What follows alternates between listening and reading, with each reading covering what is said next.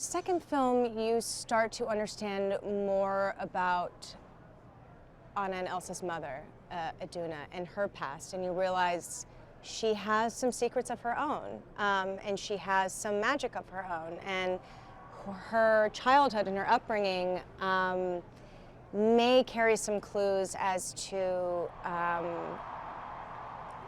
Elsa's powers and also the conflict going on between Ahtohallan and Arendelle, and Iduna sort of bridges the gap between the two. I think is what you start to realize, and so hopefully they can come together. Iduna is a very protective mother.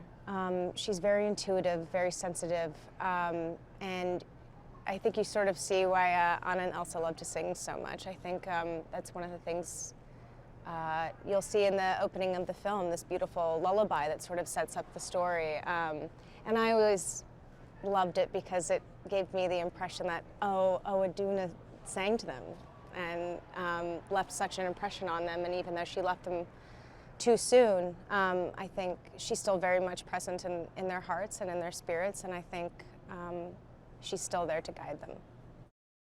The songs became, instant classics. We heard them constantly. When I heard the music for Frozen 2, I thought, oh, they've done it again. I immediately couldn't get them out of my head. I've been humming it all day today. I sing the lullaby to my son at night now.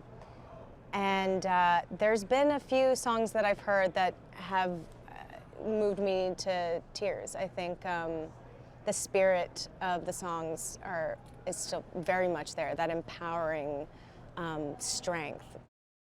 It's a really epic story, like the first one, but again, I think this one just expands.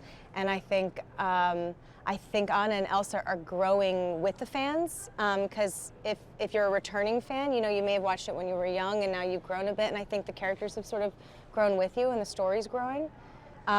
Which I think is cool. And there'll be a lot of laughs, a lot of amazing songs. You may shed a tear or two, but I think you're really in for an epic adventure.